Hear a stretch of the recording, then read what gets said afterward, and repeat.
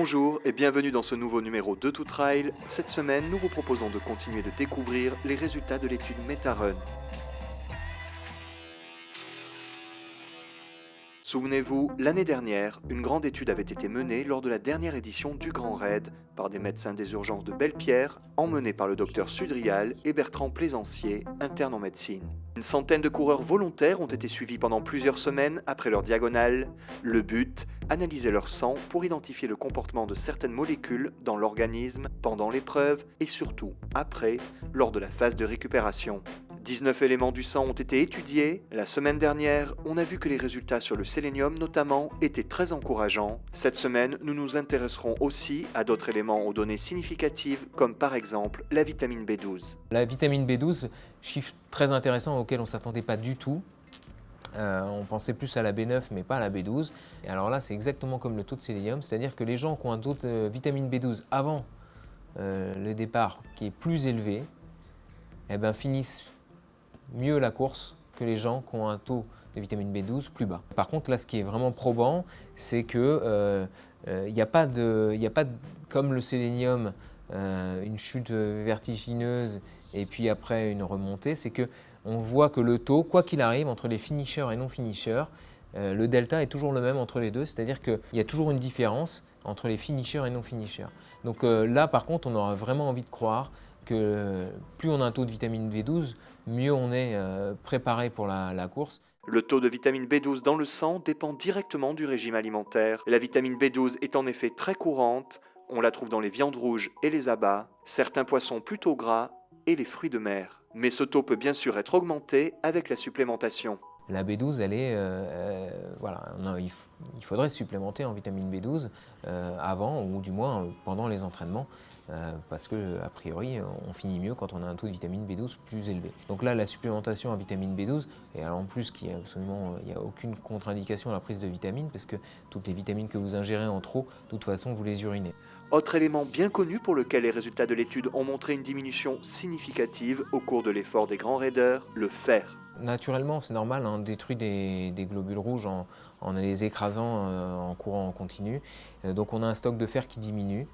On a le stock de fer qui diminue et du coup cette carence, par contre, ce qui est intéressant, c'est qu'à J0, on a une baisse du fer, mais à J7, ça continue à descendre. Donc là encore, on aura envie de dire, il faut se supplémenter en fer, il faut manger plus de fer après pour avoir une reconstruction, du moins assez de fer pour refaire des globules rouges, assez de fer pour refaire des muscles. Si les chocs répétés détruisent les globules rouges dans le sang, les muscles aussi doivent encaisser l'effort continu. Qu'en est-il donc des protéines ?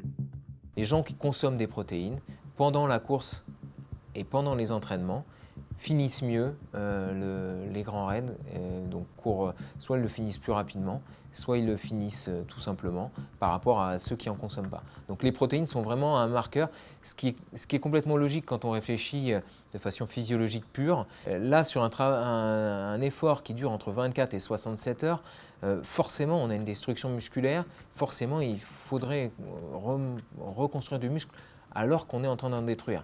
On ne peut pas fragiliser un muscle en continu sans donner du substrat énergétique qui permet de reconstruire du muscle. Il y en a qui vont consommer des barres protéinées, il y en a qui vont consommer des shakers de protéines.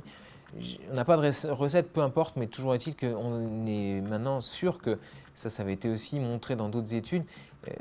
Voilà, c'est difficile d'imaginer quelqu'un qui court un ultra trail de ne pas consommer de protéines. Enfin, l'étude a montré un dernier résultat probant. Malgré la sudation sur une très longue durée, les coureurs ne souffrent pas de carence en sel et ne subissent donc pas de trous bioniques.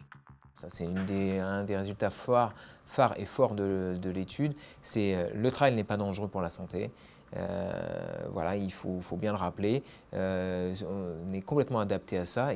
Pour preuve, c'est que même les gens qui courent 60 heures, il n'y a aucun trouble ionique, il n'y a aucune carence en sel. Encore faut-il que les gens ne boivent de façon adaptée, parce que s'ils ne boivent pas de façon adaptée, ils ne peuvent pas éliminer les déchets musculaires qui, eux, peuvent s'accumuler dans le rein et détruire le rein. Donc c'est un sport qu'on peut faire et nous, notre étude, elle nous a permis de montrer comment améliorer, on espère, les performances et du moins la récupération, mais n'a rien montré de dangereux pour le corps. Fort de tous ces résultats, MetaRun va donc faire très prochainement l'objet de publications.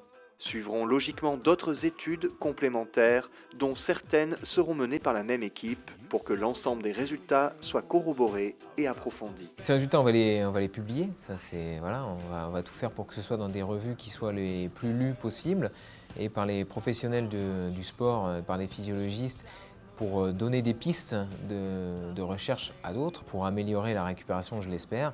Les performances, ce serait un peu présomptueux, mais pourquoi pas. Donc voilà, donc ça c'est la première chose. Deuxième chose qui va se faire courant de l'année, c'est une nouvelle étude, ça c'est sûr, sur l'effet chez les sportifs de haut niveau d'une supplémentation en sélénium. Ça c'est le prochain travail qui est en cours de maturation.